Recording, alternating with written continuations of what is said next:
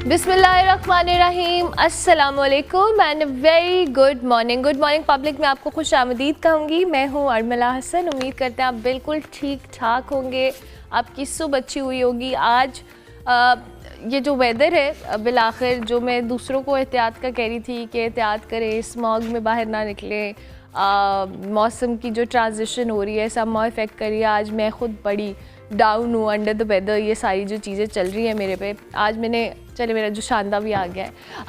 अच्छा जी, इसके साथ साथ आज हमने प्रोग्राम के आगाज़ में जिस स्टोरी के ऊपर बात करनी है, अनफॉर्चुनेटली जी कल हमने इस पे बात तो की थी, परसों रात को ये वाक़या पेश आया। कराची में एक बार जो फिर से खुला मैन होल है, इसमें एक मासूम बच्चा गिरकर वो जान की बाजी हार गया। इस पर 3 साला इब्राहिम जी संगीन शहरी गफलत कह लें इसका शिकार बना। ये वाक़या भी कि महज एक हादसा नहीं है, ये एक ऐसा सिस्टमैटिक फेलियर है जिसने शहर के शहरी infrastructure, rescue system, administrative response की सारी जो कमज़ोरियां हैं वो पूरी शिद्दत से एक्सपोज कर दी हैं। नेपा चौरंगी के करीब जी जो पेश आने वाला सानिया है, इसमें वालिदैन की रात भर तलाश हो, इदारों को फ़ोन कॉल्स करने पर बेहिसी हो और जाए वक़ुआ पर नाकाफ़ी कार्रवाई, सब ने यह साबित किया है कि शहर में इंसानी जान की हिफाजत अब भी पहली तरजीह नहीं है।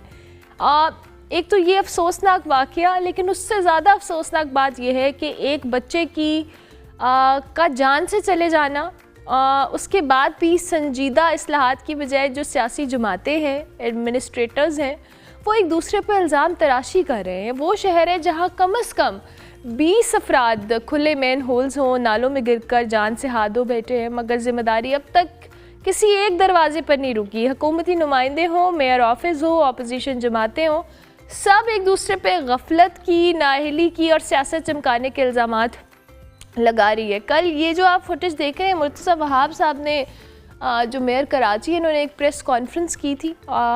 ये उस जगह पे नहीं गए जहाँ पे ये वाक़या हुआ, ये उससे पहले इन्होंने यहाँ पे प्रेस कॉन्फ्रेंस की। जो बॉडी लैंग्वेज थी, जो बात थी, इनसे एक जर्नलिस्ट ने सवाल किया तो इन्होंने आगे से कहा कि अगर आप तकरीर करने की बजाय सवाल करते तो ज़्यादा अच्छा होता। हम जर्नलिस्ट हैं, हम सवाल करने का राइट भी रखते हैं, बट आई बिलीव कि हम सबके कहीं ना कहीं इमोशंस होते हैं, चाहे वो फील्ड में खड़ा एक रिपोर्टर है या स्टूडियो में बैठा एक एंकर है। हम सब कहीं ना कहीं उस सारे प्रोसेस से गुजर के यहाँ तक आते हैं और हमें भी, हमारे भी इमोशंस होते हैं। हम जब ऐसे वाक़यात देखते हैं तो हमें भी गुस्सा आता है कि हम इन लोगों को सपोर्ट करते हैं, इनके बारे में बात करते हैं, इनके अच्छे कामों को डिस्कस करते हैं। तो जब क्रिटिसिज्म की बारी आती है तो आप में इतने होना चाहिए करेज कि आप क्रिटिसिज्म को भी लें। हम भी सवाल के साथ अपने इमोशंस का इजहार कर सकते हैं। तो ये कुछ चीज़ें हैं जो कि आई थिंक इन सियासतदानों को, इन एडमिनिस्ट्रेटर्स को समझने की ज़रूरत है कि आपकी बॉडी लैंग्वेज, अगर आप अफसरदा नहीं भी हैं तो आपकी बॉडी लैंग्वेज या आपका रिस्पॉन्स एटलीस्ट अफसरदा होना चाहिए। सो ये एक चीज़। और दूसरी जानिब जो बाकी लोग हैं जिस तरह से सियासत चमका रहे हैं सारे मामले के ऊपर जी, कोई कह रहा है कि वाटर बोर्ड की ज़िम्मेदारी नहीं है, वाटर बोर्ड वाले कह रहे हैं फ़लाने की ज़िम्मेदारी है, मैन होल था कैसे, उस पर ढक्कन क्यों नहीं था।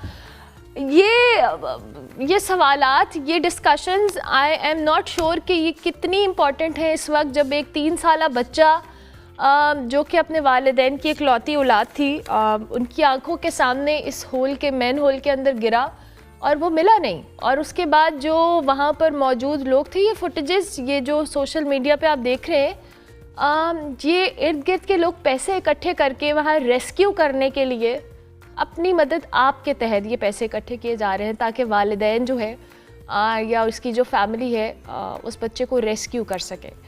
ये कितनी एक अलमिया है इस मुल्क का, इस शहर का, जो कि इतना बड़ा शहर है, और एक बच्चे की जान बचाने के लिए ये हम सब के लिए विजुअल्स, चाहे मैं बैठी हूँ यहाँ पे या कोई भी एडमिनिस्ट्रेटिव लोग इसको देख रहे हैं, हम सब के लिए शर्म और डूब मरने का मकाम है। और अगर अब इस पे अभी भी हम सियासत कर रहे हैं या कोई ऐसी काम कर रहे हैं तो ये भी हम लोगों को सोचने की ज़रूरत है। अच्छा जी, इस पे हमने बात करनी है, हमारे साथ गेस्ट भी होंगे।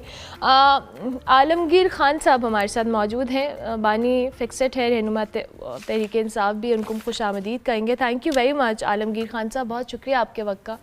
बड़ा अनफॉर्चुनेट वाक़या है जी, पर मेरा सवाल यही है कि हम इस वाक़े के ऊपर एक्शन लेने की बजाय या इस पे चीज़ों को ठीक करने की बजाय हम एक दूसरे पर इल्ज़ाम तराशी कर रहे हैं, और जो इनसेंसिटिव एटीट्यूड है इन तमाम लोगों का, मैं चाहूँगी आप इस पे ज़रा कमेंट कीजिएगा। बिस्मिल्लाहिर्रहमानिर्रहीम। देखिए, ये यकीनन एक अफसोसनाक वाक़या है, और जितना ये वाक़ई मुंह बन शहर में, और इससे पहले भी ऐसे कई वाक़यात हुए, नज़र नहीं आता, सिस्टम नज़र नहीं आता। और एक तो होता है कि मैनहोल से रिस्पॉन्स है सिस्टम का, यानी वह गिर जाता है इसमें मेन होल में, और कोई 15 घंटे के बाद जो है वो बच्चे की डेड बॉडी रिकवर होती। और वो भी कोई इदारा, कोई अमला, कोई मशीनरी, कोई सिस्टम रिकवर नहीं करता। एक कचरा चुनने वाला बच्चा वो खुद से उस डेड बॉडी को रिकवर करता। और सोचें कि उस फैमिली पे क्या गुजर रही होगी। मैं वहीं था, तो हुकूमती सतह पे ना कोई मशीनरी, ना कोई अमला, ना कोई सिस्टम वहाँ मौजूद था। तो ये एक बदकिस्मत अलमिया है। रही बात जिम्मेदारी, ये 100% क्योंकि ये केएमसी का नाला था, जिस पर ये मेन होल नस्ब था, जो खुला था, तो केएमसी मेयर कराची के अंडर आता, उसकी जिम्मेदारी थी। उसने इस शहर में बड़े ऐलानात किए कि हमने पता नहीं कितने हजार ढक्कन लगा दिए हैं। और बल्कि एक फिगर तो ये थी कि 20,000 ढक्कन जो है वो इस वक्त नहीं है शहर में। और वो कहते हैं कि हम हर महीने जो है अब एक यूनियन काउंसिल को 150 ढक्कन देंगे। कराची में 246 यूनियन काउंसिल्स हैं। अगर इसी का हिसाब लगाएं तो एक महीने में ये कोई 36,000 ढक्कन लगा चुके हैं। तो ये इनके बयानात से मैं जो है वो फिगर्स अखज़ कर रहा हूँ। तो रियलिटी कुछ और है, ऐलानात बयानात कुछ और होते हैं। और ये मैं तो 2016 से चिल्ला रहा हूँ इस मसले पे, कि खुदारा इसको इसको सीरियस लें, इस मसले का हल। और पांचवा इस तरह का वाकया है कि बच्चे जो है इसमें गिर रहे हैं। और बल्कि इससे पहले जो वाकया था उसमें तो बच्चे की लाश भी नहीं मिली, आज तक नहीं मिली। इस वाकये के 2-3 साल हो चुके हैं। तो अल्लाह करे कि सिस्टम हरकत में आए, इस मसले का एक मुस्तकिल हल हमें नजर आए। आलमगीर खान साहब, आपने कहा सिस्टम हरकत में आया। अब सिस्टम तो तब हरकत में आएगा ना जब कोई जिम्मेदारी लेगा। कल मेयर कराची की जो मैंने प्रेस टॉक भी सुनी है, आई एम श्योर आपकी नज़रों से भी गुजरी होगी, वो जितने अग्रेसिव थे इस सारे मामले को लेके जी, कि आप लोग तकरीरें ना करें, आप लोग सवालात करें, लेकिन आई थिंक कि हम सब कहीं ना कहीं इमोशनल हैं इस मामले को लेके, क्योंकि इतना बड़ा शहर है, इतना हम वहाँ पर देखते हैं कि जी हम उसको एक हब कहते हैं हर तरीके से, कि लोग काम के लिए, अपॉर्चुनिटीज़ के लिए उस शहर में जाते हैं, रुख करते हैं। लेकिन उस शहर के हालात व वाक़यात देख के खौफ आता है कि यहाँ पर लोगों की ना जान का तहफ़्फ़ुज़ है, ना उनको हम स्ट्रीट क्राइम से लेकर ट्रैफिक के हाथ डंपर से टक्कर के वाक़यात हों, मैन होल के अंदर गिरना हो, ये सारे वो फैक्टर्स हैं जो कि इतने बड़े शहर के लोगों के लिए उसके उनको फैसिलिटेट करना इस एडमिनिस्ट्रेशन की ज़िम्मेदारी है। लेकिन एडमिनिस्ट्रेशन किसी तौर पे भी रिस्पॉन्सिबिलिटी लेने को तैयार नहीं है। देखें, लोगों में गम गुस्सा तभी पाया जाता कि सिस्टम पर कोई असर, कोई फर्क, कोई उसके सर पे जू ना रेंग रही हो। और देखें, वाकयात हर मुल्क में होते हैं, वो न्यूयॉर्क में भी होंगे, वो लंदन में भी होंगे, हादसात हो जाते, और ऐसे लोग मुतासिर भी होते। लेकिन असल चीज़ ये है कि सिस्टम ने कैसे रिस्पॉन्स किया। लोग इस चीज को देखते परखते। यहाँ जब एक इशू मामूल बन जाए और फिर उस पर हठधर्मी हो, और उस पे बजाय कोई शर्म के, कोई एहसास के, कोई निदामत के, आप उल्टा जो है वो लोगों को ही जो है उस पर गुस्सा करें या लोगों को सुनाएं। तो दूसरे ममालिक में तो ऐसे वाकयात पे इस्तीफे आ जाते हैं। ऐसे वाकयात पे जो है वो उन अहदेदारान के खिलाफ जो है वो एफआईआर हो जाती, एक्शन हो जाता। तो ये एक लम्हा फिक्री है हमारे लिए, और बल्कि कराची के लिए एक बहुत बड़ा इम्तिहान है कि ऐसे लोग हम पर नाफिज किए गए, ऐसे लोग इस वक्त ओहदों पर हैं। और क्या कौन सा कराची ने इनको वोट भी दिया है? असल तो आप पूछे तो ये भी फॉर्म 47 की पैदावार है जो इस वक्त बल्दियात के निज़ाम पे बैठे हुए हैं, क्योंकि ये अक्सरियत तो नहीं थी इनके पास, ये तो बंदूक की जोर पे अक्सरियत ली है। ये तो अकलियत में थे। ये मेयर कराची की मैं बात कर रहा हूँ। तो बहरहाल मैं फिर से कहूँ आखिर में कि लोग पूछते हैं कि इसका हल क्या है। हल बड़ा सिंपल है। सिंपल ये है कि आप जो है वाटर बोर्ड के एक्ट में मौजूद है कि इनके कस्टमर केयर सेंटर्स होने चाहिए हर जिले में। ये कानून है इनका, जो पिछले कई सालों से इन्होंने नहीं किया। गटर के ढक्कन आपने बनाने, इसके और अल्टरनेट तरीकेकार हैं। वो लकड़ी से भी बन सकता, वो फाइबर से भी बन सकता, और ऐसे चीजें हैं कि आप इस सीमेंट और सरिये से गुरेज कर सकते, जो कि क्योंकि आप कहते कि इसकी थेफ्ट होती, ये सरिया चोरी होता। अगर चोरी भी होता तो चोर बाजार का भी आपको मालूम होना चाहिए, और वहां आप जो है उन चोर पर जो है वो फौरी जाके उनके खिलाफ एक्शन लें। आपके होते हुए, आप सेफ सिटी प्रोजेक्ट में आपने हजारों कैमरास लगाए, आपकी पुलिस के होते हुए चोरी हो कैसे सकती है? तो इस पर आपने एक्शन लेना है। लिहाजा मैं यही समझता कि जब तक ये इस किस्म के एक्शंस इकदामात नहीं लेंगे और अवाम की शिकायत की रसाई नहीं होगी, पता ही नहीं है कौन किस इदारे की क्या डोमेन है। यहाँ ये भी मसला है, 36 इदारे, हर इदारा जब रेवेन्यू कलेक्शन कह के हमारा जिम्मा है, जब वक्त आता सर्विस डिलीवरी की, तो वो कहता है कि ये तो हमारा डोमेन ही नहीं। इस शहर में ये भी एक कलम है। बिल्कुल ठीक है। Thank you very much Alamgir Khan साहब, बहुत शुक्रिया आपके वक्त का। आलमगीर खान बानी फिक्सेड रहनुमा तहरीक इंसाफ हमारे साथ मौजूद थे जी। ये जो वाक़या पेश आया है, समहाउ बहुत सारी चीज़ों को एक्सपोज भी किया है इसने, और ये अपनी नौयत का पहला वाक़या नहीं है। माजी में भी ऐसे कई वाक़यात हो चुके हैं, और जो हर धर्मी है वो अपनी जगह पे उसी तरीके से बरकरार है। हम ब्रेक लेते हैं, ब्रेक के बाद वापस आते हैं।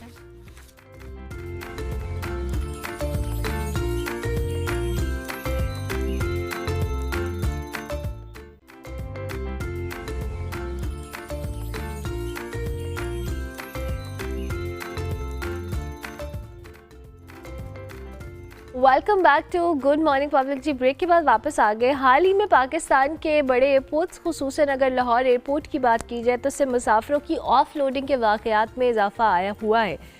कई मुसाफिर दुरुस्त वीज़ा हो, मुकम्मल डॉक्यूमेंटेशन रखने के बावजूद रोक दिए गए, और सिर्फ इसी माह लाहौर एयरपोर्ट से 2000 से ज़ायद जो अफराद है उनको ऑफलोड किया गया। गैर रस्मी जो रेड लिस्ट है पासपोर्ट्स पर समहा मशकूक जो स्टैम्प्स है, 5 साल जो सफरी पाबंदी जैसे इकदाम भी रिपोर्ट किए जा रहे हैं, जिसने सिस्टम के ऊपर बहुत सारे क्वेश्चंस को रेस किया, ख़ास तौर पर ऐसे वक्त में जब हम गुज़िश्ता 3 बरसों में 29 लाख पाकिस्तानी जो हैं वो मुल्क छोड़ चुके हैं। दूसरी जानिब FIA ने इन तमाम वाक़यात की तरदीद की है और वाज़े किया है कि सिर्फ इन्हीं मुसाफिरों को रोका जाता है जिनके डॉक्यूमेंटेशन या SOPs मुकम्मल ना हो। डायरेक्टर लाहौर जोन के मुताबिक जी डीपोर्ट या ऑफलोड होने की शरह महज 0.6% है, जबकि सोशल मीडिया पर जो वीडियोस वायरल हो रही हैं और जो प्रोपेगेंडा किया जा रहा है वो बेबुनियाद है। तमाम हालिया वीडियोस रिपोर्ट्स ने इस पूरी बहस को मज़ीद सेंसिटिव कर दिया। इसी पर हम बात करेंगे और अब भी ये सवाल अपनी जगह पर बरकरार है, जो कि आम मुसाफिरों के लिए जो स्क्रीनिंग सिस्टम है कितना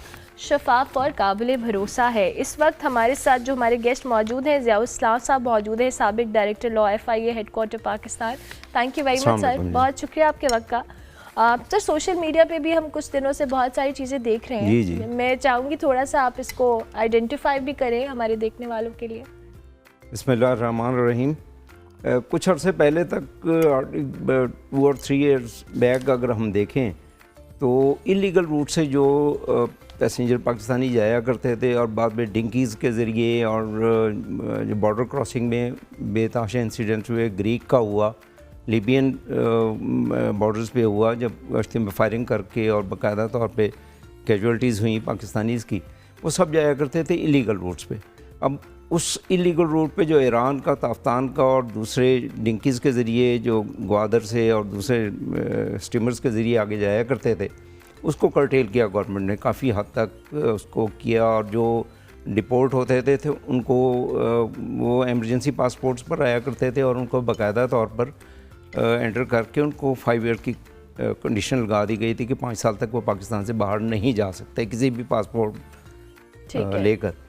लेकिन उसके बाद हुआ ये है कि अब एकदम जो ख़ास एरियाज़ हैं, गुजरांवाला, गुजरात, अफजाबाद, इस एरिया में सबसे ज़्यादा सियालकोट, ये एरियाज़ के जो इंटेंडिंग इमिग्रेंट्स हैं जो अनएम्प्लॉयमेंट की वजह से और यंगर्स वो जाते हैं, उनकी अगर आप गौर करें, कभी करें तो उनमें मेजॉरिटी जो है वो मैट्रिक, इंटर, कोई प्रोफेशनल क्वालिफ़िकेशन उनकी नहीं होती, हार्डली कोई ग्रेजुएशन मिनिमम होगा और ज़्यादातर इंटर, मैट्रिक या इलिटरेट होते हैं।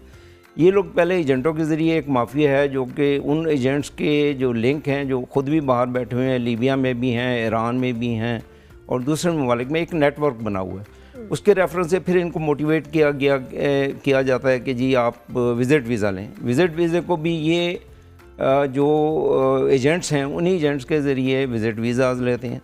अब विज़िट वीज़ाज़ के ऊपर अगर आप देखें तो उसके लिए सबसे पहले उनका जो विज़िट वीज़े में ड्यूरेशन होता है, उसके बाद होटलिंग जो बुकिंग होती है, बुकिंग रिक्वायरमेंट होती है उसकी कि जे मैं अगर सपोज़ मलेशिया जा रहा हूँ तो वहाँ पे किसी होटल में मेरी बुकिंग होगी, मेरे पास उसका रिकॉर्ड होगा, ई वीज़ा है, ई टिकट हैं, ये सारी चीज़ें हैं। अब जब यहाँ से पाकिस्तानी जितने वैलिड वीज़ा, ठीक है, एम्बेसी ने वीज़ा दे दिया, ई वीज़ा उनके पास आ गया, जब एयरपोर्ट पे वहाँ जाते हैं तो इमिग्रेशन ऑफिसर जब उनसे पूछते हैं कि आपने कहाँ जाना है, किस मुल्क में जाना है, कितने दिन के लिए जाना है, वहाँ पर उनके पास कोई जवाब नहीं होता। एक तो ये रीज़न्स भी बन जाती हैं। उसके लिए सॉलिड क्या उनकी फाइनेंशियल कंडीशन ऐसी है कि वो एक विज़िट पे जा रहे हैं, 15 दिन के लिए फ़ॉरेन में जा रहे हैं, क्या उनका फ़िज़िकल अपीयरेंस ऐसी है कि वो उस विज़िट पे कुछ सैर करने के लिए, किसी पर्पज़ के लिए जा रहे हैं।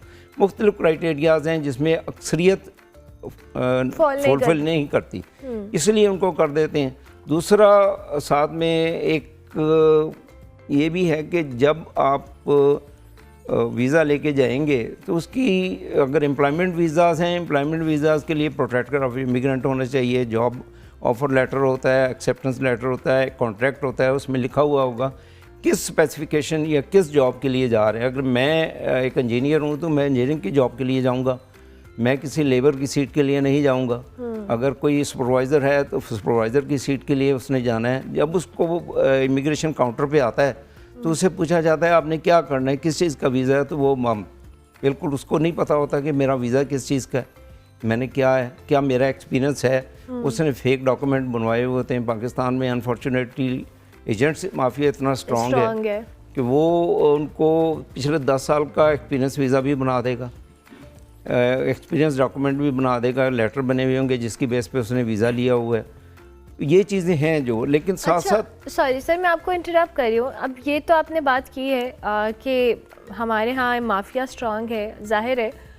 जब हम एयरपोर्ट्स के ऊपर इस तरह के केसेस देखते हैं, वो रिपोर्ट होते हैं, बहुत सारे फैक्टर जैसे आपने जिक्र किए, बट हमें ये भी पता है कि किस तरीके से इनकी डॉक्यूमेंटेशन कंप्लीट की जाती है, इनके मामलात सेटल होते हैं इन एजेंट्स के थ्रू।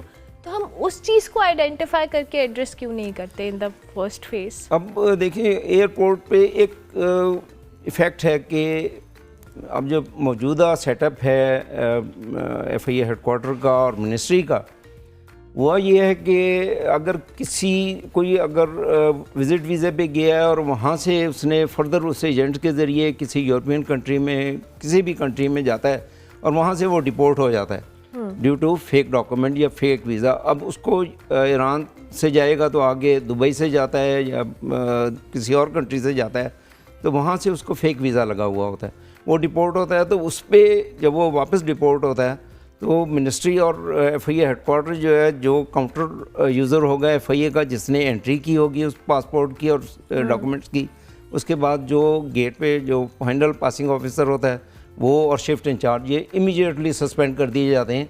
हालांकि जब वो पाकिस्तान से यहाँ से गया, वो वैलिड डॉक्यूमेंट पे गया, पासपोर्ट था उसका, उसने जस्टिफिकेशन जो भी उसने क्वेश्चनिंग हुई उसने बताया।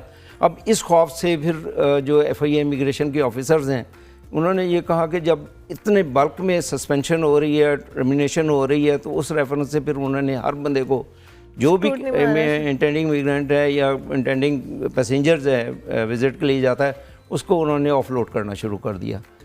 अब रिसेंटली 1-2 दिन पहले मिनिस्टर इंटीरियर जो है बाकायदा तौर पे इस्लामाबाद एयरपोर्ट और लाहौर एयरपोर्ट पर भी आए हैं और उन्होंने इस इशू के ऊपर एड्रेस करने के लिए किया और बाकायदा इंस्ट्रक्शंस दिए हैं कि जिसके पास वैलिड डॉक्यूमेंट होगा, वैलिड ट्रैवल हिस्ट्री होगी और सारे जितने भी डॉक्यूमेंट होंगे उसको ऑफलोड नहीं किया जाएगा।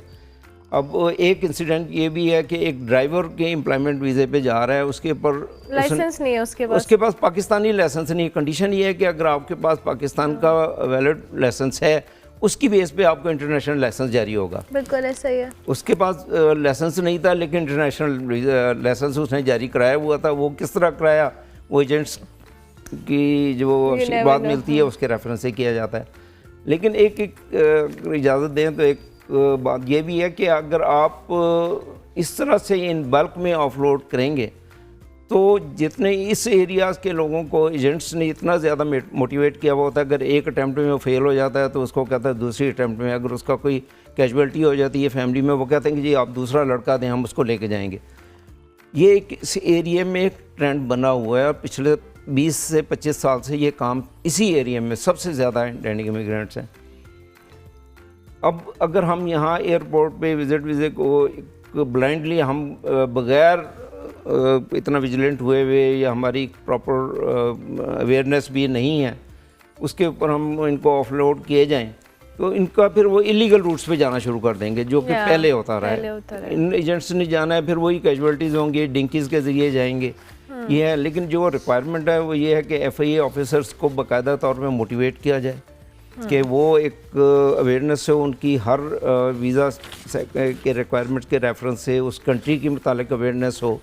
नंबर 2, एक पोलाइटली हो, काम इंटरव्यू करें, एग्रेशन ना दिखाएं। तो जब हार्डली उसको पैसेंजर को प्रेस करते हैं, पूछते हैं, तो वो वैसे भी कंफ्यूज होके, जब एक जा रहा है पैसेंजर पहली दफ़ा जा रहा है, उसकी क्वालिफिकेशन भी इंटर है या ग्रेजुएट भी है, वो कंफ्यूज होकर उल्टे सीधा जवाब देता है, ये स्टैंप कर देते हैं और उसको वापस भेज देते हैं। ये चीज़ें हैं जिसकी वजह से हो रहा है।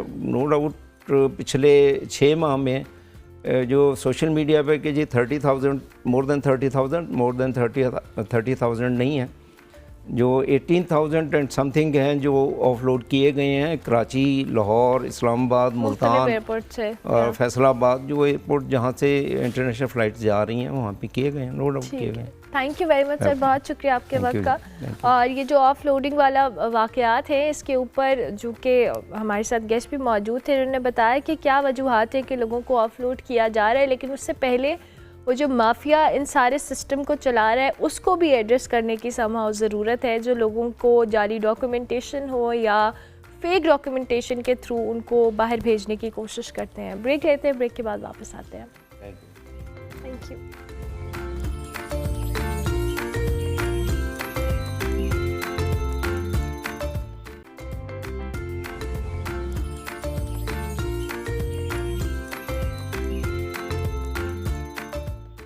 Welcome back to good morning public. जी ब्रेक के बाद वापस आ गए। सर्दियों की आमद से पहले ही कराची और लाहौर का जिक्र करें तो गैस की बदतरीन लोड शेडिंग का आगाज़ हो चुका है और शहरियों की जो रोज़मर्रा ज़िंदगी है इसको ख़ासा मुतासिर भी किया है।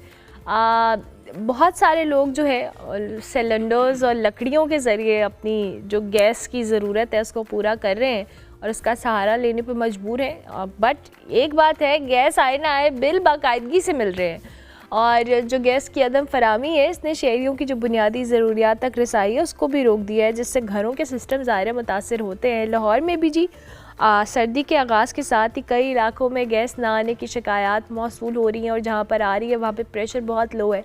इस पे ज़रा हमारे कॉरेस्पॉन्डेंट्स हमें ज्वाइन करें। अहमद हसन हमें लाहौर से ज्वाइन करें और जुनेद ख़ान हमें कराची से ज्वाइन करेंगे। आप दोनों का बहुत शुक्रिया। सबसे पहले तो मैं जुनेद ख़ान आपकी जानिब आऊँगी। कराची की सूरत हाल हमें बताइएगा। लाहौर में तो गैस की लोड शेडिंग हो रही है, कराची में क्या सूरत हाल है? अर्मिला बहुत शुक्रिया। कराची की अगर बात की जाए तो कोई भी ऐसा इलाका नहीं जो गैस की लोड शेडिंग से मुस्तस्ना हो। बात अगर की जाए औरंगी टाउन की, कोरंगी, केमाड़ी, इसके अलावा मलीर, तमाम इलाके गैस की लोड शेडिंग से मुतासिर हो रहे हैं और जो अवाम है वो एक तो लकड़ियाँ जला रही है कराची जैसे मेट्रोपॉलिटन बल्कि कॉस्मोपॉलिटन शहर में, और दूसरी जानिब LPG के महंगे सिलेंडर ख़रीद कर उनकी चूँकि सैलरी है, जो आमदन है, वो उस पर काफ़ी असरअंदाज होती है। महंगाई वैसे बहुत ज़्यादा है। वहीं अगर बात की जाए इसकी वजूहात के हवाले से तो सबसे पहले जो गवर्नमेंट ऑफ पाकिस्तान की तवानाई की पॉलिसी है वो इतनी एडहॉक है कि माहिरीन को भी उस हवाले से कोई समझ नहीं आ रही कि इसमें इतनी पेचीदगी हो चुकी है। सबसे पहले अगर देखा जाए तो कतर के साथ हमने RLNG के मुआहदे किए, उसके बाद हमने कहा कि RLNG के इन मुआहदों को मार्केट में डाइवर्ट किया जाए क्योंकि हमारे पास गैस ओवरफ्लो हो गई है। उसके बावजूद लोड शेडिंग की जा रही है। दूसरी जानिब अगर बात की जाए ओगरा की तो ओगरा एज अ रेगुलेटर नाकाम होता दिखाई दे रहा है। हमारी तरफ से ना सिर्फ घरेलू सारिफीन की कॉल्स आती हैं बल्कि इंडस्ट्री की जानिब से भी बताया जाता है। सनत व तिजारत भी इससे काफ़ी मुतासिर हो रही है। बात की जाए अगर federation of Pakistan chambers of commerce and industry के हवाले से तो उन्होंने उनकी जानिब से ये बताया गया कि पहले अरबों डॉलर्स के कैप्टिव पावर प्लांट नस्ब किए गए कि गवर्नमेंट उनको गैस फ्राहम करेगी, वो बिजली उससे बनाएंगे। उसके बाद क्या होता है कि IPPs का मसला पैदा होता है तो गवर्नमेंट कहती है कि हम आपको गैस नहीं देंगे, आप बिजली इस्तेमाल करें।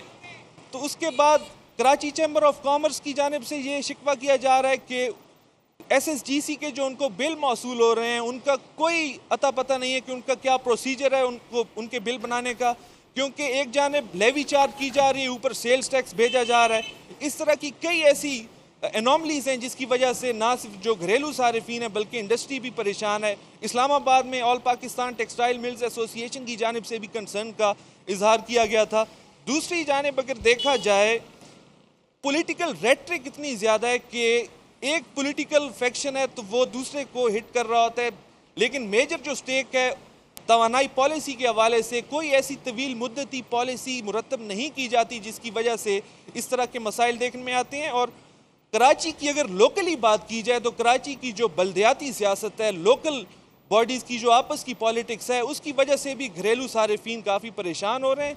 अब मिसाल दी जाए कराची का ख़ास तौर पे लाइन्स एरिया है, उसमें एबिसीनिया लाइन्स में सड़क के एंड दरमियान सुई सदन की पाइपलाइन फटने की वजह से वहाँ से गैस का लीकेज हो रहा है। तो एक जानिब जिनार टाउन है, दूसरी जानिब चनेसर टाउन है। दोनों की सियासत की वजह से वहाँ के जो शहरी हैं वो परेशान हैं। सुई सदन की जानिब से इंफ्रास्ट्रक्चर की बहाली के लिए टाउन्स को माली साल 25 में 11 अरब 9 करोड़ से जायद की रकम अदा की गई थी, जिसमें चनेसर टाउन को 26 करोड़ और जिनार टाउन को 73 करोड़ रुपए अदा किए गए थे। उसके बावजूद रिहेबिलिटेशन का काम नहीं हो रहा और सड़कें तबाह हाल हैं। यहाँ पर खंडरात का मंजर पेश कर रही हैं जिसकी वजह से तवानाई का भी इशू आ रहा है। सुई सदन से हमने उनका मौक़िफ़ मांगा तो उन्होंने ज़हमत नहीं गवारा की हमको अपना मौक़िफ़ देने की, लेकिन हमें जो सुई सदन के ज़राए बताते हैं तो उनका ये कहना है कि सर्दियों में चूँकि गैस का प्रेशर अफेक्ट होता है मौसम की वजह से, इस वजह से भी गैस के प्रेशर में कमी आती है। लेकिन मजमूई तौर पे हम सूरत हाल देख रहे हैं, गवर्नमेंट की एक एडहॉक पॉलिसीज़ हैं जिसकी वजह से ये मसला देखने में आ रहा है। दूसरी जानिब पॉलिटिकल रेटरिक है, तीसरी जानिब लोकल बॉडीज़ की आपस में जो सियासत चल रही है, चौथी जानिब बिलिंग का कोई ऐसा प्रोसीजर नहीं है जिसकी वजह से ये मसाइल देखने में आ रहे हैं। अब इसका हल जो माहिरीन बताते हैं वो यही है कि गवर्नमेंट को इस हवाले से कोई लॉन्ग टर्म पॉलिसी मुरतब करनी पड़ेगी, उसके बगैर कोई चारा नहीं है कि पाकिस्तान का तवानाई सेक्टर बेहतर हो सके। बिल्कुल ठीक है जुनेद, आप हमारे साथ ही मौजूद रहेगा। अहमद हसन भी हमें लाहौर से ज्वाइन करें। अहमद, आप जुनेद ने तो अभी हमें बहुत डिटेल में बताया कि क्या ऐसी फैक्टर्स हैं जिसकी वजह से ये गैस की लोड शेडिंग हो रही है, बट आप हमें लाहौर की सूरत हाल के हवाले से भी आगाह कीजिएगा कि क्या मामलात हैं यहाँ पर भी और टाइमिंग क्या महदूद की गई है इस लोड शेडिंग की या नहीं, प्रेशर भी कम है और आ भी नहीं रही है गैस। आज बिल्कुल देखें अरमला, जैसे कराची की सूरत हाल है, लाहौर में भी तकरीबन ऐसी ही सूरत हाल है। और इस वक्त मैं लिबर्टी के मुकाम पर खड़ा हूँ और इसके इर्द गिर्द जो है काफ़ी गुंजान आबाद इलाके हैं, जिसमें मक्का कॉलोनी है, मदीना कॉलोनी है, उसके अलावा दीगर कॉलोनियाँ भी हैं जहाँ पर गैस को जो है सर्दियों में लग्जरी आइटम जो है वो समझा जाता है। उसकी बड़ी वजह यह है कि क्योंकि मीडिया जो है वो ज़्यादातर इसको सर्दियों में रिपोर्ट करता है, ताहम इन इलाकों में गर्मियों में भी गैस जो है वो ना आने के बराबर है, या उसका प्रेशर ऐसा है कि आप उस पर खाना नहीं बना सकते। अगर मैं आपको थोड़े से स्टैट्स के हवाले से बताऊं तो इस वक्त पाकिस्तान में 3600 million cubic feet per day gas जो है वो रिक्वायर्ड है, और इसका 10% जो हिस्सा है वो लाहौर के लिए दिया जाता है। लेकिन सूरत हाल इंतहाई अबतर है, शहर के मुख्तलिफ इलाकों में जो गैस है वो ना होने के बराबर है, या गैस प्रेशर में कमी का सामना करना पड़ता है। इस हवाले से पंजाब हुकूमत के भी कुछ इक़दाम देखने में सामने आए थे। हालिया दिनों में एक बड़ा पायलट प्रोजेक्ट जो है सुई नॉर्दर्न गैस की जानिब से शुरू किया गया, जहाँ पर गैस की पाइपलाइनिंग जो है वो की गई थी, और ये कहा जा रहा था कि जो ये नए कनेक्शन है इनमें लोहे की जगह रबर डाली गई है, जिससे अब कनेक्शन में जो है वो काम जो है वो अच्छा दिखाई देगा, और शहरियों को जो है वो ख़ास तौर पर जो घरेलू सार्फिन है उनको गैस जो है वो मिल सकेगी। लेकिन उसके बाद भी शहर में ये देखा जा रहा है कि सुबह के औकात में जब शहरी खाना बनाने की कोशिश करती हैं तो या तो चूल्हों में से हवा आ रही होती है या बिल्कुल गैस ना होने के बराबर होती है। इस हवाले से जब हमने SNGPL से बारहा कोशिश की कि हम उनसे जाने कि इसकी वजूहात क्या हैं, तो उनका ये कहना था कि सर्दियों में जो है वो गैस की तलब जो है वो बढ़ जाती है, जिसकी वजह से ये तमाम मसाइल देखने में सामने आते हैं। इस हवाले से जब हम LCCI, FPCCI और दीगर जो इंडस्ट्रीज़ हैं उनसे बात करते हैं तो वो भी इंतहाई जो है वो सुई SNGPL से तंग दिखाई देती हैं। उनका ये कहना है कि बारहा हमने ये कहा कि हमें जो है वो कनेक्शंस अच्छे दिए जाएं, लेकिन सूरत हाल ये है कि ना तो गैस मुहैया की जाती है, और इस हवाले से जब फैक्ट्रीज़ कोशिश करती हैं कि वो लकड़ी का जो है वो इस्तेमाल करें जलाने की लकड़ी से, तो उस हवाले से महकमा इन्वायरमेंट जो है वो उनको तंग करती है।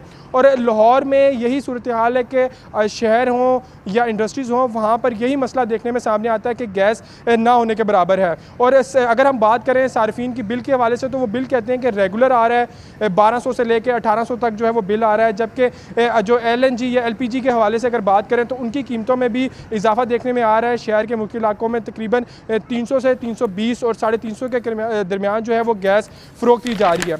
इस हवाले से शहरी जो है वो खासे परेशान दिखाई देते हैं, जबकि सुई गैस अमले का वही मौक़िफ़ है कि जी इसको ठीक करने की कोशिश की जा रही है, ताहम सूरत हाल हर गुजरते साल के साथ जो है वो ख़राब होती दिखाई दे रही है। ठीक हो गया, thank you very much Ahmad Hasan, बहुत शुक्रिया आपका। और जुनैद खान, आप हमें कराची से ज्वाइन कर रहे थे, आप दोनों कॉरेस्पॉन्डेंट्स का बहुत शुक्रिया कि इस वक्त जो गैस की लोड शेडिंग के मामलात हैं, जुनैद खान ने हमें कराची के हवाले से बताया कि कौन से ऐसे फैक्टर्स हैं जिसकी वजह से ये मामलात हो रहे हैं और आवाम को at the end of the day सफ़र करना पड़ा है। ब्रेक लेते हैं जी, ब्रेक के बाद वापस आते हैं।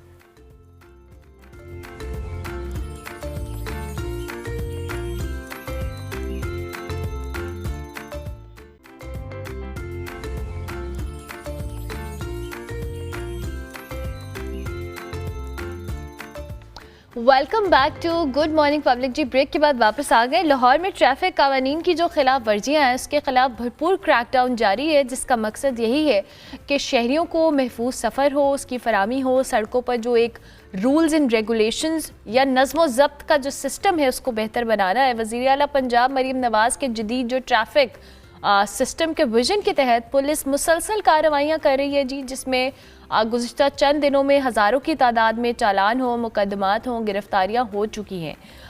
अब इस सारे सिनेरियो के अंदर बहुत सारी ऐसी चीज़ें हैं, बिकॉज ट्रैफिक का सिस्टम या निज़ाम बेहतर करना इटसेल्फ एक इंडिविजुअल एफर्ट नहीं है, बल्कि इसमें बहुत सारे स्टेक होल्डर्स भी इन्वॉल्व होते हैं। आज हमने इस पे बात करनी है कि जो कार्रवाइयाँ मज़ीद सख्त होंगी और जो ट्रैफिक का निज़ाम बेहतर करने के लिए कोशिश की जा रही है, इसका एक परमानेंट सलूशन या जो परमानेंट स्ट्रैटेजी वो क्या होगी, इस पे हम बात करेंगे। मोहम्मद वकास नज़ीर हमारे साथ मौजूद हैं, additional IG traffic police Punjab है, उनको हम खुश आमदीद कहते हैं। बहुत शुक्रिया सर आपके वक्त का। ये जो पिछले कई दिनों से हम ट्रैफिक की कवानीन की खिलाफ वर्जियों के अगेंस्ट क्रैकडाउन देख रहे हैं और जो निज़ाम में बेहतरी के लिए एफर्ट्स पुट की जा रही है, मैं चाहूँगी आप हमारे देखने वालों को एक ओवरव्यू दीजिएगा। जी थैंक यू सो मच। ये जो मौजूदा एफ़र्ट आपको नज़र आ रही है लॉ इन्फोर्समेंट की, जिसमें सड़क के ऊपर ट्रैफिक इन्फोर्समेंट को यकीनी बनाने के लिए बड़े पैमाने पे कार्रवाई की जा रही है, पिछले 120 घंटे के दौरान 3,32,000 से ज़्यादा जो चालान किए जा चुके हैं, 35 करोड़ से ज़्यादा का फ़ाइन किया जा चुका है, 56,000 से ज़्यादा गाड़ियां जो हैं वो इम्पाउंड की जा चुकी हैं, यानी बड़ी खिलाफ वर्जी की सूरत में थानों में बंद की जा चुकी हैं, और इसी तरह 19,300 से ज़ायद मुकदमात दर्ज किए जा चुके हैं। तो इस एफ़र्ट का बुनियादी मकसद ये है कि ट्रैफिक के हवाले से कवानीन के ऊपर अमल दरामद को यकीनी बनाया जा सके। जैसा कि हम सब जानते हैं कि किसी भी महज़्ज़ब मुआशरे की जो पहली रिफ्लेक्शन होती है या पहला तासुर होता है वो सड़क पे जो डिसिप्लिन है उसके हवाले से नज़र आता है। फिर दूसरा ये है कि अगर आप बेहतियाती से गाड़ी चलाते हैं, कवानीन की खिलाफ वर्जी करते हैं और उसके नतीजे में हादसात होते हैं, कीमती जानें ज़ाया होती हैं, इसी तरह ट्रैफिक जैम्स होते हैं जिसकी वजह से शहरियों का कीमती वक्त ज़ाया होता है, उनको नागवारी का सामना करना पड़ता है, शहरों में एक जगह से दूसरे जगह जाना जो है मुश्किल काम बन जाता है। तो इसका जो हल ये है कि हर शख्स कानून की पासदारी करे और बिला तफरीक उसके ऊपर कवानीन का नफाज किया जाए। पंजाब पुलिस ने जो ये सारे की सारी इनिशिएटिव लिया है पिछले 5 दिन से आप देख रहे हैं, ये इंशाल्लाह जारी रहेगा। एंड इसको आप मुहिम नहीं कह सकते, this is going to be new way of enforcement, और आने वाले हफ्तों में, महीनों में और सालों में आपको यही चीज़ जो है सड़क पर नज़र आएगी। अल्लाह करे। And I am really glad sir, ये बात तो हम हमेशा तारीफ़ करते हैं कि लाहौर में अगर ट्रैफिक का निज़ाम विद टाइम बेहतर हो रहा है और हर गुजरते दिन के साथ जो इन्फोर्समेंट है उसको भी बेहतर करने की कोशिश की जा रही है। लेकिन आप दूसरी जानिब आपने भी बात की कि आप लोगों ने एक बड़ी तादाद में जो गाड़ियां हैं उनको भी इम्पाउंड किया है, साथ साथ आप लोगों ने जो हैवी फाइन्स हैं वो भी किए हैं। सर, इसमें दीगर इदारों की कोऑर्डिनेशन भी बड़ी इंपॉर्टेंट है, बिकॉज ऑब्वियसली जब आप लोग लॉ इन्फोर्समेंट कर रहे हैं उसमें एक्साइज का अपना मामला है, दीगर इदारों का अपना एक स्टेक होल्डर है, तो आप लोग की इस कोऑर्डिनेशन के हवाले से भी हमारे देखने वालों को ज़रूर बताइएगा। जी, ये हमेशा all of the government approach होती है, क्योंकि जो कि ट्रैफिक, जैसे मैंने पहले भी जिक्र किया, कि हमारी समाजी ज़िंदगी का एक हिस्सा है जिसमें शहरी भी हैं जिनकी तालीम व तरबियत बहुत अहम है, क्योंकि अगर वो सीख के आएंगे स्कूल में, कॉलेज में, इनफॉर्मल वेज से ये सीख लेंगे कि हमने गाड़ी चलाना और ज़िंदगी गुजारना दोनों सीखे हुए तरीके के मुताबिक करना है, तो आपको इन्फोर्समेंट की तकलीफ़ कम से कम महसूस होगी। इसी तरह हमारी जो शहरी हुकूमतें हैं उनके हवाले से बहुत अहम है, अगर पार्किंग फैसिलिटीज़ प्रॉपर हैं, अगर सड़कों के ऊपर जितनी गुंजाइश है उसी के हिसाब से तामीरात की इजाज़त दी जाती है, इसी तरह रोड इंजीनियरिंग के मसाइल नहीं हैं, इसी तरह हमारे जो सिग्नल्स हैं वो काम कर रहे हैं, जो हमारे U turns and slip roads हैं वो जो है मेगा जो प्लान है उसके मुताबिक हैं, तो शहरियों को कम से कम दिक्कत का सामना करना पड़ता है। सो आपने बिल्कुल दुरुस्त कहा, this is an all of government approach, और चूँकि सीएम पंजाब खुद लीड कर रही हैं इसको, तो तमाम शोबे, जो ट्रैफिक पुलिस का काम आपको ज़्यादा विजिबल नज़र आ रहा है क्योंकि इसमें इंटेंसिटी ज़्यादा है, इसमें आउटपुट ज़्यादा है, तो आई एम श्योर कि जो बाकी महकमे हैं वो भी अपने काम की तरफ तवज्जो दे रहे हैं और वो भी कंट्रीब्यूट कर रहे हैं ताकि ट्रैफिक का ओवरऑल निज़ाम जो है वो बेहतर हो, और सिर्फ इसी सूरत में ये सस्टेनेबल होगा। बिल्कुल ठीक है सर, ये मेरा एक ऑब्जर्वेशन बेस्ड क्वेश्चन है और मैं चाहूँगी आप इसको ज़रूर एड्रेस कीजिएगा।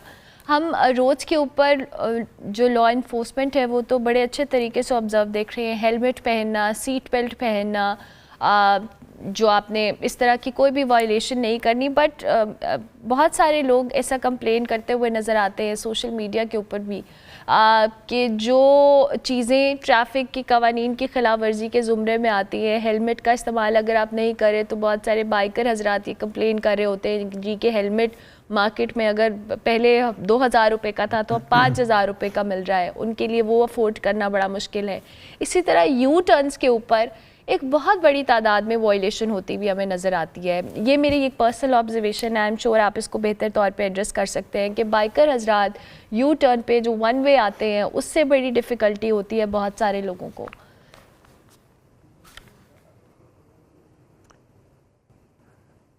जहाँ तक ताल्लुक़ है कि हेलमेट की कीमत बढ़ गई है, नेचुरली डिमांड एंड सप्लाई का मामला है। न सिर्फ हेलमेट की कीमत बढ़ गई है, अगर आप हमारे लाइसेंसिंग सेंटर्स पे जाएं तो वहाँ पे आपको मीलों लंबी लाइन नज़र आती है, क्योंकि जो लोग पहले लाइसेंसेस नहीं बनवा रहे थे अब वो लाइसेंसेस बनवाने के लिए जा रहे हैं।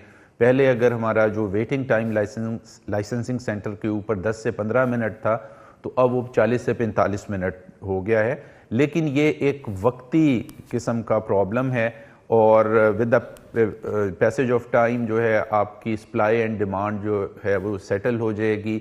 जितने हेलमेट्स की ज़रूरत है उतने हेलमेट्स मार्केट में आ जाएंगे। इसी तरह हम अपनी लाइसेंसिंग कैपेबिलिटी को भी बढ़ा रहे हैं सो दैट के ये जो इन्फोर्समेंट के हवाले से लोग अपने आप को बेहतर करने की कोशिश कर रहे हैं उसको हम सहूलत दें।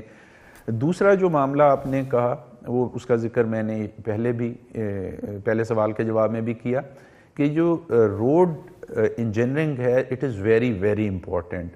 अगर यू टर्न जो है बहुत लंबे फासले के ऊपर है और एक बाइकर को लगता है कि अगर उसने प्रॉपर यू टर्न लेना है तो उसको 1 किलोमीटर या इतना फासला तय करना पड़ेगा, तो वो फिर कोशिश करते हैं कि वन वे की खिलाफ वर्जी करें या करीब तरीन यू टर्न में उल्टी साइड से एंटर होकर दूसरी साइड पे निकल जाएं। तो इस तरह की तमाम चीज़ों की हमारा जो ट्रैफिक स्टाफ है वो निशानदही कर रहा है, मकामी हुकूमतों को कम्युनिकेट किया जा रहा है, जहाँ ट्रैफिक री इंजीनियरिंग की ज़रूरत है वो करवाई जा रही है।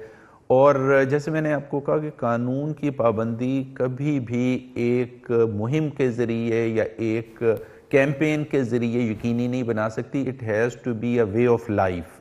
और अगर इसको हमने ज़िंदगी गुजारने का एक तरीका बनाना है कि घर से जब आप चलते हैं तो आप अपने जहन में ये रखें कि जी मैंने हेलमेट भी लेना है, मैंने अपना लाइसेंस भी उठाना है, मैंने अपनी सीट बेल्ट भी पहननी है, फिर मैंने जो ट्रैवलिंग टाइम है एक जगह से दूसरे उसके लिहाज से घर से निकलना है ताकि मुझे तेज़ रफ्तारी का जो है मुजाहरा ना करना पड़े। मेरी गाड़ी अगर मैकेनिकली फिट नहीं है, धुआं छोड़ती है, तो उसको ठीक कराना है। ये सारी की सारी चीज़ें अगर हमारे मिजाज का हिस्सा बन जाएंगी तो लोगों के लिए सफ़र करना भी आसान हो जाएगा और जो लॉ इन्फोर्समेंट एक्शन है उससे भी बच जाएंगे। और दूसरी तरफ जैसे आपने इंडिकेट किया कि जो शहरी हुकूमतें हैं, जो सड़कें बनाने वाले इदारे हैं, उनको भी फिर इसी हवाले से चीज़ों को अपग्रेड करना होगा साथ साथ, सो दैट कि ये एक सस्टेनेबल और वाइबल एफर्ट हो। बिल्कुल ठीक है। इन द एंड सर हमारे प्लेटफॉर्म से आप अवामी अवेयरनेस के लिए anything you want to add on, कोई मैसेज देना चाहें कि लोग जो ट्रैफिक के ऊपर वायलेशन करते हैं या जो ये फ़ाइन्स इम्पोज किए जा रहे हैं ये उन्हीं की सेफ्टी, उन्हीं की बेहतरी के लिए हैं, कुछ भी आप ऐड करना चाहें तो?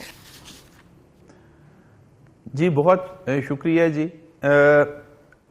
मैं शहरियों से ये गुजारिश करना चाहता हूँ कि ये जो स्टैटिस्टिक्स हैं जो हम आपके साथ रोज़ाना की बुनियाद पे शेयर करते हैं कि इतने लाख चालान हो गए, इतने करोड़ का फ़ाइन लोगों को अदा करना पड़ा, इतने हज़ार FIR हो गए, ये एक तरफ तो शायद किसी दर्जे में ट्रैफिक पुलिस की कारकर्दगी को रिफ्लेक्ट करते हैं कि वो बहुत एक्टिव हैं और कार्रवाई करें। दूसरी साइड पे हमारे समाजी रवैये की भी निशानदही करते हैं कि हम ट्रैफिक के कवानीन को फॉलो करने में कितने गैर मोहतात हैं। और इस अदम एहतियात का नुकसान हमें होता है, हमारे साथी शहरियों को होता है। हादसात होते हैं, कीमती जानें ज़ाया होती हैं, सड़क के ऊपर जैम होता है, हम वक्त पे अपनी मतलूबा जगह पर नहीं पहुंच सकते, गाड़ियों का पेट्रोल जलता है, फ़ज़ाई आलूदगी में इजाफा होता है। तो आपके प्लेटफॉर्म से पंजाब में रहने वाले तमाम पाकिस्तानियों से मेरी ये इस्तदा होगी कि हम सीख के गाड़ी चलाएं, कवानीन के मुताबिक गाड़ी चलाएं, अपनी और अपने साथी शहरियों की सलामती और सहूलत का बायस बने। Thank you. Thank you very much sir, बहुत शुक्रिया आपके वक्त का। मोहम्मद वकास नज़ीर हमारे साथ मौजूद थे जी, एडिशनल आईजी ट्रैफिक पुलिस, और इस वक्त जो ट्रैफिक पुलिस इकदाम कर रही है उसके हवाले से हमें ब्रीफ कर रहे थे। हम ब्रेक लेते हैं, ब्रेक के बाद वापस आते हैं।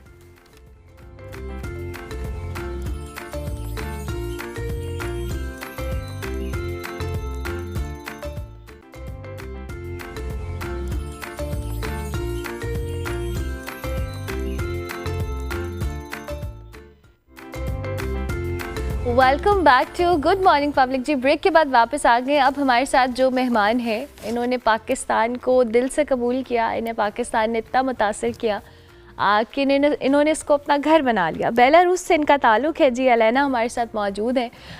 बाय प्रोफेशन जी वो तालीमी शोबे से वाबस्ता है, लेकिन सियाहत और दीगर जो चीज़ें हैं उनको एक्सप्लोर करने का शौक़ रखती हैं, और गुज़िश्ता 30 साल से पाकिस्तान में अपनी ज़िंदगी गुजारी है। साइकिलिंग, हेरिटेज साइकिलिंग इनकी एक हॉबी है, और उससे भी एक्सप्लोर करी है। हमारे साथ इस वक्त स्टूडियोज़ में मौजूद हैं, उनको हम खुशामदीद कहेंगे। अस्सलाम वालेकुम, हाउ आर यू? मैं गुड। कैसी आप? ठीक ठाक है, खैरियत से हैं? बिल्कुल। कैसे? अच्छा, मेरे लिए बड़ी इंटरेस्टिंग चीज़ होती है, ज़ाहिर है जब आप लोग एज अ टूरिस्ट आते हैं, देखते हैं, एक्सप्लोर करते हैं अपने मुल्क से, हर एक को आई एम श्योर उसकी खूबसूरती आपको डिफरेंट लग रही होगी। आप जब पाकिस्तान आई तो आपने कैसे सोचा कि आपने बस अब यहीं रहना है? किस चीज़ ने आपको इम्प्रेस किया, मुतासिर किया? बहुत सारी चीज़ों ने। सबसे पहले तो पाकिस्तानी लोग। पहली तो बात ये कहूँगी कि मैं पाकिस्तान शादी के बाद आई, और जैसे हर लड़की को ना शादी के बाद थोड़ी सी अपना माहौल एंड लाइफस्टाइल चेंज करना पड़ता है। तो मुझे थोड़ा सा ज़्यादा ही करना पड़ा था ऑब्वियसली, बट ये है कि आप अच्छी चीज़ें भी देख सकते हैं, बुरी चीज़ें भी देख सकते हैं। मुझे बहुत ज़्यादा अच्छी चीज़ें नज़र आई। जैसे कहते हैं ना कि आप ज़िंदगी रो के भी गुजार सकते हो, हंस के भी गुजार सकते हो। बट पाकिस्तान की ब्यूटी ये है कि पाकिस्तान की हिस्ट्री, सबसे पहले तो पाकिस्तानी लोग हैं वेरी फ्रेंडली, वेरी केयरिंग। ये अच्छाई है। कुछ लोग बुराई भी करते हैं कि फैमिली हर चीज़ में दखल देते। I love joint family, I love to live with like कहते इन लॉज हैं। पर मेरे ख्याल बच्चों की ज़िंदगी में दादी दादों की, नानी नानों की ज़रूरत बहुत होती है। sure, और ये है कि आपकी खुशी में शामिल होते हैं, आपके रिश्तेदार हैं, आपकी परेशानी में शामिल होते हैं। हाँ, शायद कभी ज़्यादा ज़रूरी मशवरे देते हैं, बट ये है कि आजकल के ज़माने में आप हर चीज़ गूगल से पूछते हो, AI से मशवरा करते हो, वो आप माइंड नहीं करते हो। तो अगर आपके रिश्तेदार मशवरा देते हैं, वो आप क्यों माइंड करते हो? So this I love people of Pakistan, and in different areas I travelled in Pakistan, different areas there's different kind of very welcoming, very nice people. Secondly, I love how Pakistani people preserve their traditions. Every पूरी दुनिया चलती है एक ही pattern पे, but Pakistani लोग kept their heritage, their culture, traditions, even the history. It's so many historical places in Lahore if you go and see it. Even I love how Pakistani people preserve their Punjabi language. Like technically you have to speak 3 languages. This is English, which is in educational system. This is Urdu, and this is Punjabi, which is your history. I saw many Punjabi plays. I think मेरे in-laws का भी एक कमाल था. They took me to show the beauty of Lahore and Pakistan. If you want someone to fall in love with something, you show the beautiful part. So that's why I love. Lovely lovely. So आप अब 30 साल से पाकिस्तान में रह रही हैं, you been part of this culture, आपने explore किया है साइकिलिंग और ये सारी चीज़ें। जब आप हेरिटेज को प्रिजर्व करने की बात कर रही हैं, कल्चर को प्रिजर्व करने की बात करी, वो एक्सपीरियंस आपका कैसा रहा उस एक्टिविटीज़ में?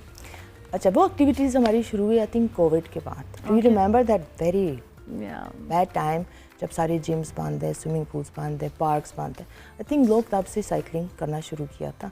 So we were part of it. Cycling, why I'm in love with cycling and history of Lahore is because when you sit on the bike, to remember आपका बचपन में जब आपको पहली बाइक मिली है और आपकी excitement होती है and you are so proud and you are so happy and you think you can fly. So that feeling, now like it's been 5-6 years, we become a very professional cyclist. So we start exploring all Lahore. I love all Lahore. Okay. Like, you wake up in the morning, I think 300 साल पहले सारे लोग सुबह सुबह सवेरे उठते थे ना सनराइज के साथ, अभी कुछ अब जरा ज़माना मुश्किल हो चेंज हो गया, गया. हाँ. But you wake up in the morning and Lahore city is completely different. Yeah. And we love to go to Old City. Okay. We went everywhere like Badshah Mosque, World City. We love World City because they serve the best breakfast ever. Yeah. Without any effort. Like सबसे best आलू का पराठा मैंने एक सड़क पे खाया. Wow. पता ना कि बिल्कुल सड़क पे बैठ के उसने बनाया साग आलू का पराठा. और it's खामोशी. It's amazing that people still live there. They have their homes, they have their routine, they go for the work, they come back. It's give you feeling that you're 300 years ago. Wow. A lot of museum is around the world. Yeah. It's just a museum. This is the living city where people actually live. Yeah. Or it's so many. Like we went to Governor House. Do you know the Governor House is also a heritage place? Yeah. Yeah. It's Yeah. built around Qasim Khan tomb. Yeah. And you feel it. You're inside this tomb and you understand that the people preserve it Yeah. and they make it in such a big deal like Governor House. Yeah. So, yeah. And it's also people. They are very welcoming.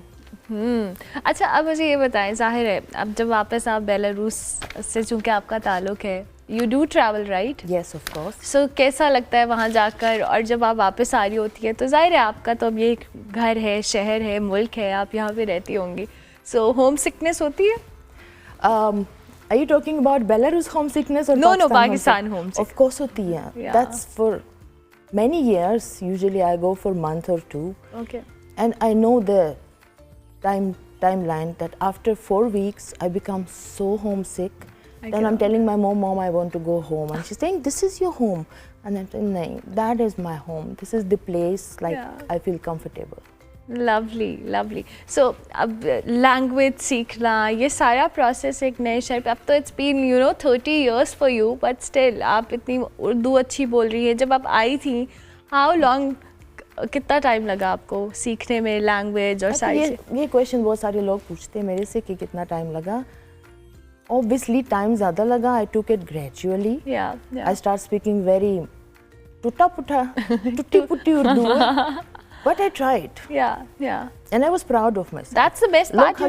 लोग हंसते हो ऊपर, ये देखो क्या बोलती है. But no, I was proud that I can't speak an extra language. Yeah, time I don't know. अभी तक मेरी उर्दू पंजाबी भी आपने साथ साथ? पंजाबी बहुत जोर से आती है. गुस्से में आती है, हम पंजाबियों को गुस्से में आती है. Exactly.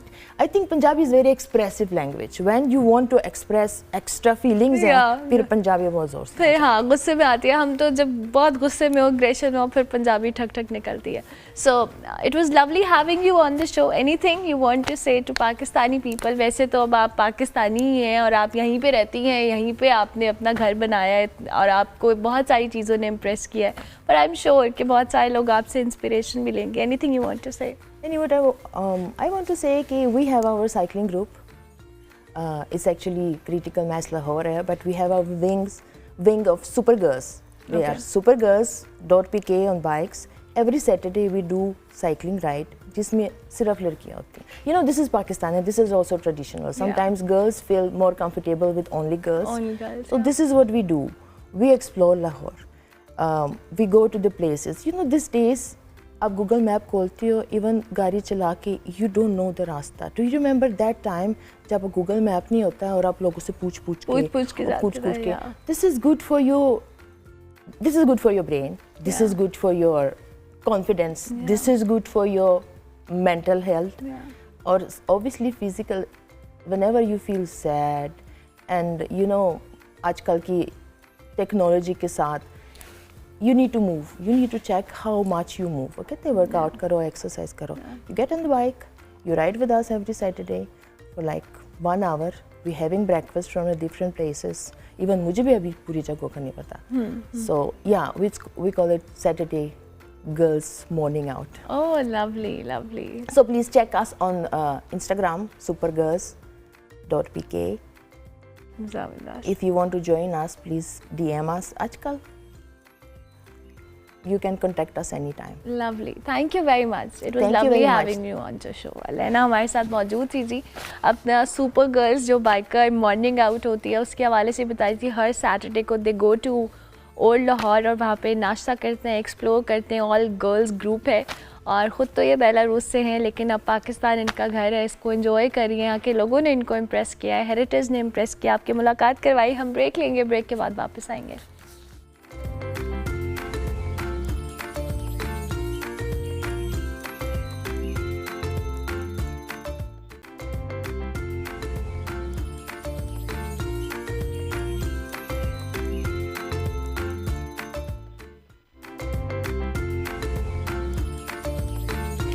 Welcome back to good morning public जी। प्रोग्राम का बिल्कुल आखिरी हिस्सा है। वैसे तो हम जब ईयर एंडर होता है बहुत सारी चीज़ों को डिस्कस कर रहे होते हैं, ज़ोडिएक साइंस होते हैं, फिर आपका साल कैसा गुजरा, आने वाले दिन कैसे होंगे, ओवरऑल एक एनालिसिस होता है। लेकिन बहुत सारी चीज़ें इंटरकनेक्टेड हैं। आज हमने इस पर भी बात करनी है कि दिसंबर ओवरऑल कैसा रहेगा, आइंदा आने वाले साल के ऊपर भी बात करेंगे। इस वक्त मरियम आफ्ताब हमारे साथ मौजूद हैं, शीज़ अ हीलर, और इनके अगर हम दीगर चीज़ों की भी बात करेंगे। Thank you very much Mariyam साहिबा, बहुत शुक्रिया आप तशरीफ़ लाई। आज हम ज़रा गुफ्तगू का आगाज़ करते हैं। बहुत सारे लोगों के बहुत सारे कंसर्न्स होते हैं when we talk about such things. क्या कहना चाहेंगे, गुफ्तगू का आगाज़ कीजिएगा। देखिए, सबसे ज़्यादा तो एक्टिव मेरा ख्याल है ये astrology, tarot card reading, numerology new years के इर्द गिर्द होता है, you know, because you looking forward to the new year. We've had a very rough year for Pakistan and people are very very scared. और बहुत ज़्यादा आजकल लोग personalized पूछते थे, लेकिन for the first time वैसे I do my readings from tarot cards. Also use a little bit of astrology and numerology. ठीक है। और वो जो मरियम हीलिंग सेंटर मेरा पेज है उसके ऊपर ट्रू स्टोरीज भी हैं of how we have healed. That is why when you asked me I said as a healer करवाएं। तो just अगला साल 2026 पाकिस्तान के लिए, पाकिस्तान 14th of August है, लियो है, so we take it like that, is again very very politically speedy year. Okay. A lot of new things, lot of development चीज़ें होंगी, but overall I feel जितनी भी हम negative feel कर रहे हैं, positively पाकिस्तान will grow. हाँ, हमारा जो favorite game है cricket, उसका फेवरेट जो बाबर आजम है, is 15th of October, which is a Libra, and he has, अगर आप उसका पूरा देखें तो उसके एथलेटिक हाउस के अंदर बहुत ज़्यादा स्टार्स हैं, so this means an inborn star, but he's not going to perform that well. 2026? No, oh, that's a sad a very story. sad thing. But fate and free will में I think our team really needs mental एक होती है term sports psyche, where you teach the raw people the psyche of the sport.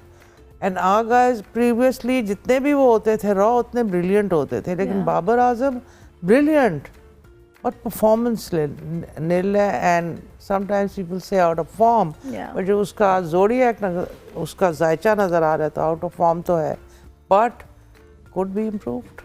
Hopefully. Acha, okay. Let's talk about political stability. As you said कि 2025 हमारे लिए थोड़ा बड़ा roller coaster ride ही रहा in terms of, you know, political scenario. 2026, it's going to be very politically happening. 2006 more roller coaster. More roller coaster. More faster. Okay. Roller coaster. So अभी जो हम बात कर रहे हैं, मुख्तलिफ शख्सियात हैं, जब हम खान साहब की बात कर रहे हैं, वो जेल में है, जो इस वक्त नून लीग की हुकूमत है, उनके लिए भी अपने चैलेंजेस मौजूद हैं। Let's talk about it. कैसा लग रहा है कि आइंदा आने वाला साल जो कि दीगर डिफरेंट पॉलिटिकल पार्टीज़ के लिए कैसा रहेगा? देखिए, नून लीग के लिए इनका कैप्रिकॉन, आई वुड कंसिडर ये नवाज शरीफ का ऐसा ही कैप्रिकॉन, और कैप्रिकॉन स्पेशली अगर उनका देखें तो वो गोट चढ़ती है नीचे उतरती है, चढ़ती है नीचे उतरती है, तो ये साल भी थोड़ा सा रिगमरोल का है। Okay. And for mister Khan ये थोड़ा सा बेहतर होगा, इतना बेहतर नहीं लेकिन बेहतर होगा, लेकिन बहुत बेहतर नहीं। और एक और फीमेल पॉलिटिकल फिगर बहुत स्ट्रांगली डेवलप हो सकता है। फीमेल पॉलिटिकल फिगर, और वो हम अभी एक्टिव नज़र आ रही हैं, बहुत ज़्यादा, थोड़ी बहुत एक्टिव नज़र आ रही हैं ये, क्योंकि ये देखें किसी when you take out a random spread, Yeah. I mean, ये दोनों तो मैंने नाम से निकाले थे, लेकिन अगर पाकिस्तान के निकाले तो indications आती हैं. So it was a female indication. Okay. And it wasn't like जैसे मरियम अभी लीड कर रही हैं. She's a Scorpio, और Scorpio is a very smart card. They work very well and but ये different आ रहा था, तो मेरे लिए खुद भी था कि अगर देखते हैं कि 2026 एक फीमेल पॉलिटिकल फिगर को हाईलाइट करें. Okay, and when it comes to economy, हमने बहुत स्ट्रगल किया है पिछले कई सालों में. When we talk about 2025 economy perspective से, और जहाँ पर हमारे दीगर मामलात हो रहे हैं, हमारी डिफेंस साइट बहुत ज़्यादा एक बेहतरीन तरीके से हमने एक सुपरविजन दिखाई है दुनिया को. बिल्कुल बिल्कुल. उस हवाले से आप क्या कहेंगे? देखिए, इकोनॉमिकली तो थोड़ी इम्प्रूवमेंट आएगी. और डिफेंस में तो खैर बहुत ज़्यादा. इट्स 2025 में तो बहुत अच्छा था. इकोनॉमिकल अगेन थोड़ा रोलर कोस्टर आएगा, up down. So I don't think so कि ये ईयर बहुत ज़्यादा कॉन्क्रीट कोई चीज़ के लाएगा, but changes, because when the roller coaster is faster, then कुछ ना कुछ तो सीमेंट हो रहा होता है. ज़बरदस्त. Let's talk about healing. You said you are a healer. Okay. So healing, आप अपने इस सारे जो आपने न्यूमरोलॉजी की बात की, एस्ट्रोलॉजी की बात की, टैरो कार्ड की बात की, हीलिंग का factor, how do you do that? देखिए, अगर आप प्रेडिक्टेबली आए हैं, फॉर इंस्टेंस मेरे पास एक लड़की आई, शी हैड एवरीथिंग गोइंग. या, okay. She had the look, she had the education, she was smart. Now आप इसको टोटली फेटलिस्टिक भी कह सकते हैं ना, उसकी मैरिज लाइन इतनी नहीं थी. Now it's a very depressing thing कि somebody comes to you and you don't have a marriage line, and of course गैब का इल्म अल्लाह जानता है, but जितना आपको आपके इल्म में उसने जाहिर किया हो. So I told her and I thought I'm hurting her, it's not a healer. Yeah. But I had to, so I said it कि भाई हो सकता है डिले हो. She said, you tell me frankly so that I can replan my life. Yeah. I said, oh wow, okay. उसने कहा, I'll do my exercise, I'll do this. And after 6 months, she came happy. She said, I've redirected my life, and मैं जो उम्मीद जो थी, मैंने कहा उम्मीद रखो. Yeah. Because dua can change everything. इसी तरह जो भी reading आती है, I've studied 99 names of Allah and I've done painting exhibitions of it. मेरी साउंड क्लाउड पे जिक्र की सीडी है, मरियम आफ्ताब के नाम से. अगर किसी के पास साउंड क्लाउड है, वो 22 मिनट्स की सीडी है, जिसमें या रहमानो, या वदूदो, या सलामो और 5 नाम और हैं. ये मैंने बना के एक दफ़ा सैन फ्रांसिस्को में लोगों को दे दी. पता नहीं उन्होंने सुनी होगी या नहीं सुनी होगी, बट 2 साल के बाद मुझे एक ईमेल आया एक लड़की कैथी से, मेरी बहन ने की फ्रेंड थी. तो मुझे आलिया ने आके कहा कि you know Kathy has changed her name to Ayesha. मैं सर अच्छा. जी सर, याद है तुम उसको सीडी दे रही थी अल्लाह के नाम की. उस वक्त सीडीज होती थी, साउंड क्लाउड्स तो बाद में आए. तो her husband and her son had died in a road accident. So the psychiatrist has told her कि you leave the house and change. तो कहती है I saw your sister's CD. I said कितने प्यार से दी थी, मिट्टी लगी हुई है. रास्ते में लगाई, रात को सोने से पहले सुनी और उसको नींद आ गई. After a long time. Then she went to Sufism classes. Okay. And then she converted and now her name is Aisha and she's... So that is when I recognized that I have to have these aids, because just to predict and not to help is something I would not be satisfied with. Yeah. Yeah. So this is going to happen and Allah की ज़ात पूरा जानती है जितना बता सके.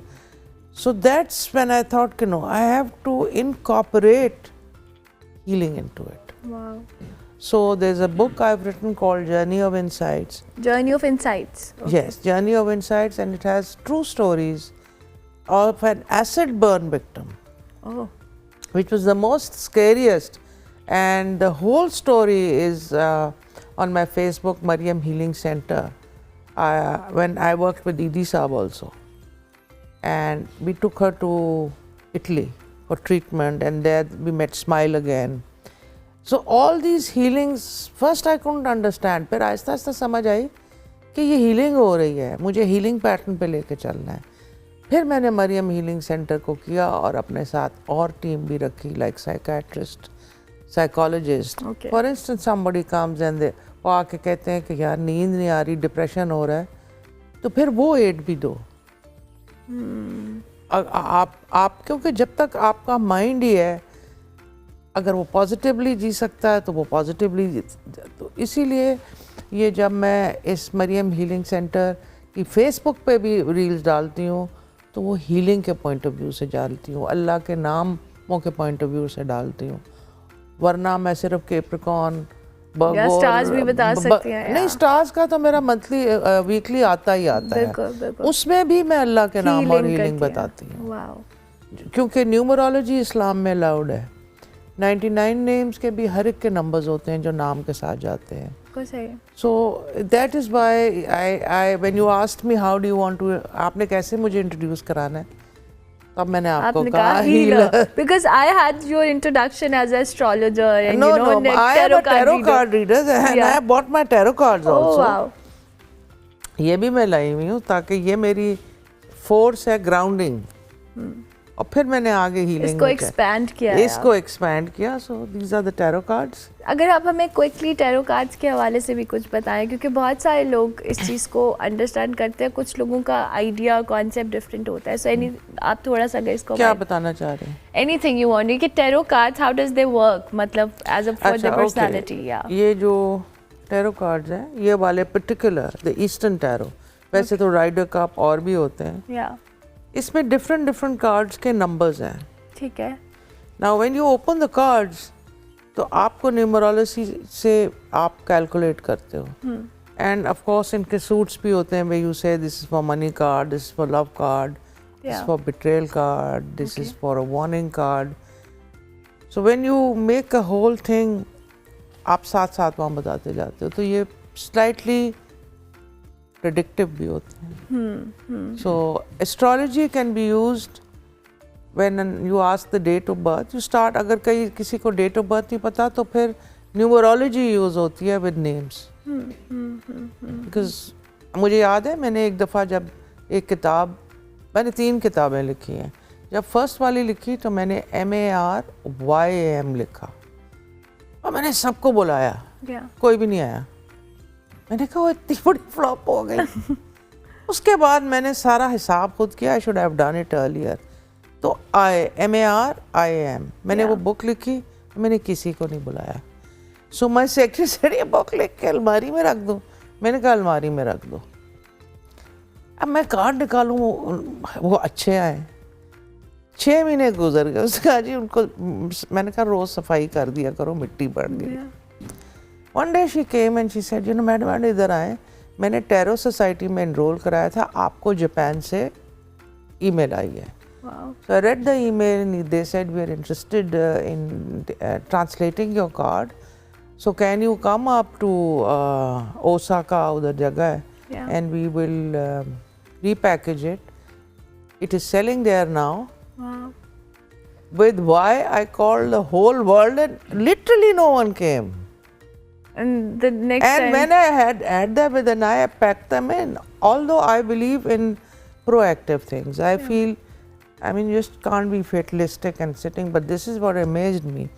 And then from Osho, well, all over the world, while it was locked in my office, it reached.